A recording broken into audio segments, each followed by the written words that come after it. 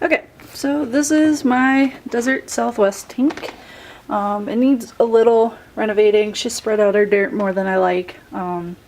And so yeah, I'm gonna work on that today. So Rosy Boa is what is in here. She is kind of hiding under there. You can see her little tongue go on. Terribly sorry, it's like out of focus and such. See if I can get it. There we go. That is her. She is a Desert Southwest US species.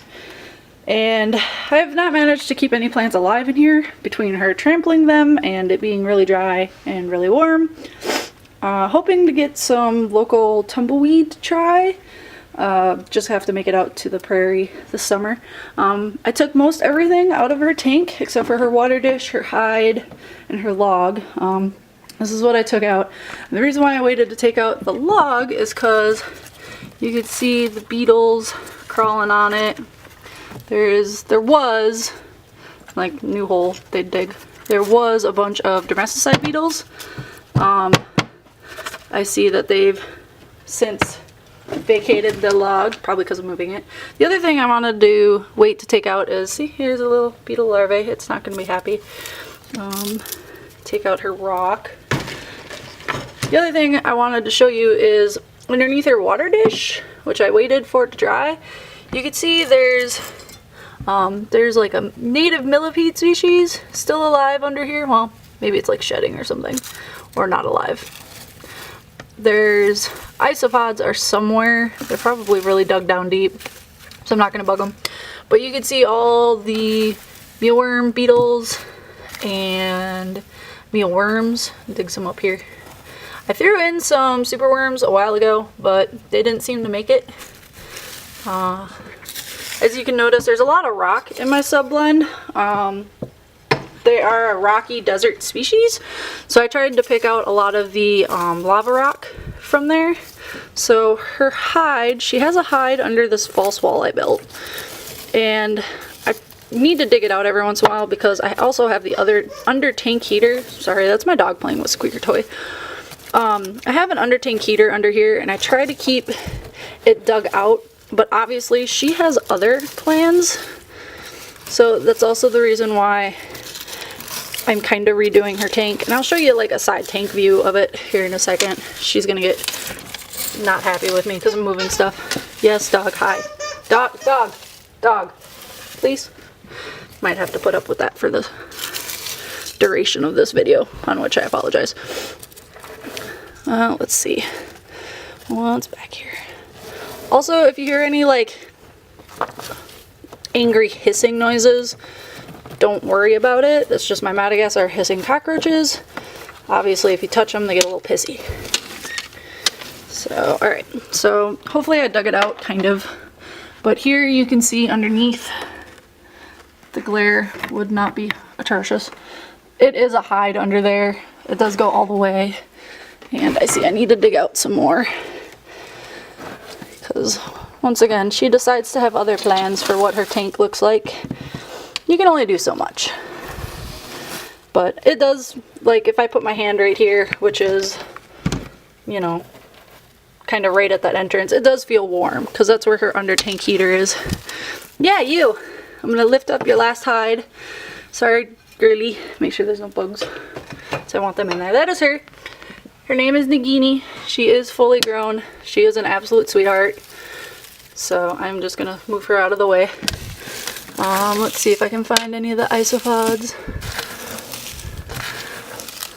Nope. Okay. Well, maybe my isopods didn't survive, but I have a couple of different humid spots for them to hide in, so that could be it. So yeah, most of her dirt is supposed to be piled over here in, you know, a nice thick fashion, but like I said, she has other plans. This false wall I created with just some rock out of my backyard. It holds more of a sandy substance, and it's easier for her to dig in. I figured, you know, she'd do her burrowing up here. Yeah, as anybody with pets who makes a plan for said pet knows, that plan didn't work. So I'm just going to throw in some more sub at the bottom, since how that's where she seems to be digging. So there were layers at one point in time in my substrate. It was like super sandy at the bottom and then, you know, dirt up top. But at this point it's fairly well mixed. Yeah, I know, Chica, I'm making you mad. And of course all of the beetles are like, run! Okay, so that's what was in there. I'm going to add some more. So give me a second, I'm going to set you up on my tripod here while I work that out. There we go. Don't fall. So yeah, this is her tank. I'm going to have to use it. There are a lot of different ways you could do desert setups, especially with burrowing species. This is just the way I choose to do hers. I know some people go with a heavier sand ratio. I didn't, obviously, because I wanted to grow things, but that didn't work either. But like I said, I'm working on it. There we go. So I used her water bowl as a dirt scoop, so I'm gonna have to really wash that before I throw it back in. But so now she's got, you know, a good 3-4 inches of substrate to dig in, which is really, you know, she's a burrower, that's what she needs.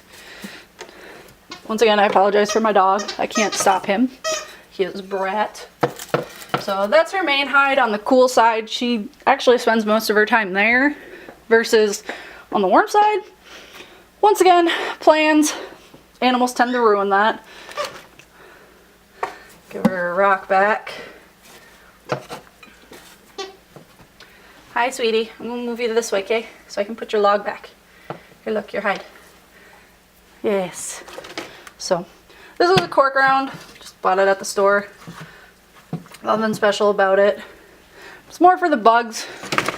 Because I had this one piece of wood in there, but I didn't feel it was enough for the buggies. So I wanted to get more. Don't you hit me. But yeah, so I got another piece. More or less because I accidentally overbought on cork rounds, but I'm not sure if that's a thing that you can do. Husband wasn't happy, but what else? Okay, sweetie, you need to move. You're right where I want to put things. Don't you tag me. I don't feel like being tagged today. Go under your hide. So, her Desert Southwest tank, I like to have the deer antlers in there because it just adds like a, you know, desert dead feel, which I think is fun.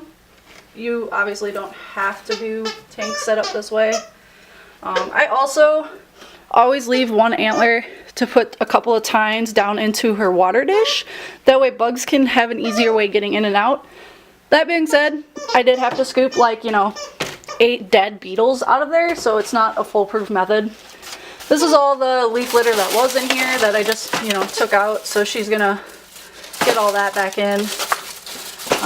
Obviously, because there's no live plants, I do feed the bugs in this tank more often than I do my other ones. So I'm constantly throwing them veggie scraps and, you know, fruit scraps or whatever I happen to be cutting up that day goes into her tank. So it's kind of nice because it doubles as you know, a compost that doesn't smell. But like I said, hoping to fix all that.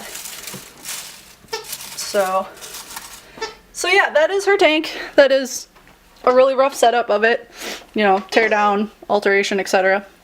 Yeah.